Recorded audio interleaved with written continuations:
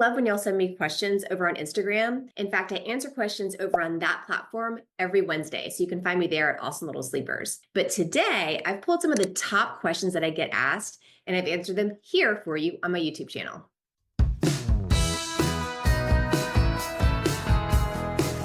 Today, let's chat about how to stop overnight wake ups, how to help your child if they have a fear of being alone, and whether health insurance can cover sleep support. So here's the first question. My 5-year-old goes to bed independently, but wakes up 1 to 3 times every night. Okay, the dreaded overnight wake ups. These suck. Okay, well, first off, great job at bedtime. The number one reason why most kids wake up overnight is because they get used to falling asleep with mom or dad in the room, and then they wake up overnight because they want to come find mom or dad again. But in this case, you're saying that your child is already falling asleep independently at bedtime without mom or dad. So let's see if we can figure out what might be going on here. So I want you to put your detective hat on and see if you can figure out what reward or benefit your child might be getting from waking up in the middle of the night. Sometimes it's something as simple as just having the parent come tuck them back in. Sometimes it's a hug or a kiss that they're getting in the middle of the night. Sometimes parents let their kids sleep in bed with them occasionally if they wake up in the middle of the night. So the first thing we got to do is figure out what reward or benefit your kid is getting from these wake ups. Because kids are real creatures of habit, and they can actually get hooked on these middle of the night interactions with you. So what I mean is, like, your child might actually be waking up just because they've gotten used to having you come and tuck them back in. I know it sounds so weird, but it can actually become a habit. Everybody, when they sleep, goes through deep sleep and light sleep. And now your child could actually be moving into a lighter stage of sleep.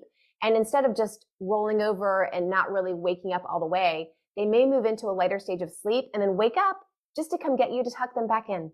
And if you're one of those families that sometimes lets your kid come and sleep in bed with you, or sometimes you crawl into their bed with them, this can actually encourage your child to keep waking up overnight to try to see, oh, is now the time where we're going to sleep together? I see this a lot with families who sometimes say, oh, if my kid wakes up after 5 a.m., then they can come lay in bed with us to get some more sleep, which is fine. But what can happen is your child doesn't know when it's 5 a.m. So what can start to happen is you might see your kid waking up at 2 a.m. or 1 a.m. or 3 a.m. to try to come find you and see, like, oh, is it snuggle time? So what you need to do is look at your behavior as the parent, because that's all you can actually control anyway. But I think when you look closely, you'll figure out there's probably something that you're doing that's kind of encouraging those wake ups. Then stop doing it. If you have to walk your child back to the room in the middle of the night, do that, but maybe don't tuck them in or don't give them that extra kiss. Maybe you make co-sleeping totally off limits and you always take your child back to their room. Maybe you just do something as simple as switching the parent that responds to the child in the middle of the night. Making some of these small changes can help to break that habit cycle and end those middle of the night wake ups. My 3-year-old really struggles with being left alone. He's attached to my hip all the time, especially at bedtime. Help. Well, getting clingy at bedtime is pretty common with toddlers. But if you've got a kiddo who struggles playing independently or spending time away from you even during the day, I recommend you work on that daytime independence before you even start working on bedtime. And there's a few ways you can do that. All right, the first tip is never sneak out. If your kid struggles with being dropped off at daycare or preschool, or struggles being left with a babysitter, it might seem easier to try to distract them with an activity, get them really involved in doing something. And then when they're not looking, sneak out to avoid all the drama and the tears. But that's actually not the right approach. If you do that, what's going to happen is it can make your child actually more clingy because they're worried that as soon as they look away, you're going to disappear. So it can make them actually really cling on to you to make sure that you stay close to them. The best thing to do is prep them ahead of time for the situation. Tell them, all right, mommy's going to drop you off at school now. I'm going to drop you off with your teacher and you're going to have a super fun day. You're going to play with all of your friends and then I'll be back to pick you up in a few hours. And then let your child know when you're leaving, say goodbye, keep it brief, and then leave. The second thing to do is keep your word. So when you go back to school to pick them up, let them know that you left, but you always come back. That helps them start to realize that, oh yeah, she did leave and I had a fun day without her, but she always comes back to pick me up. You can even repeat a short mantra, something like mommy always comes back, that you can say right when you drop them off and then also right when you pick them up. So it becomes something they start to internalize and even repeat to themselves. This really helps to build our kids' independence and self-reliance, which is exactly what we want for them. The third tip is what I call catching them being good.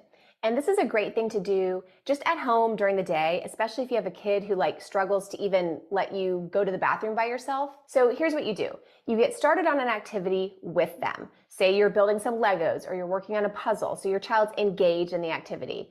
And then you say, mommy's gonna run to the bathroom real quick, I'll be right back.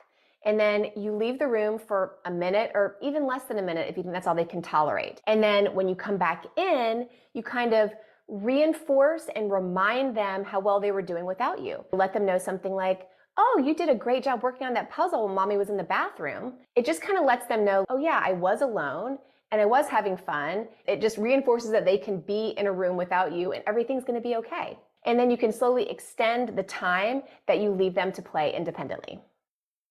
Does health insurance cover sleep training? In some countries like Canada and Australia, traditional health insurance may cover the cost of sleep training, but unfortunately in America, it does not. But the good news is that many HSA or FSA plans will cover the cost of a course like my sleep training course, Sleep Tight Without a Fight. And the best part of using your HSA or FSA funds is that you're using pre-tax dollars. Now, you may need to go ahead and prepay and then submit a receipt for reimbursement.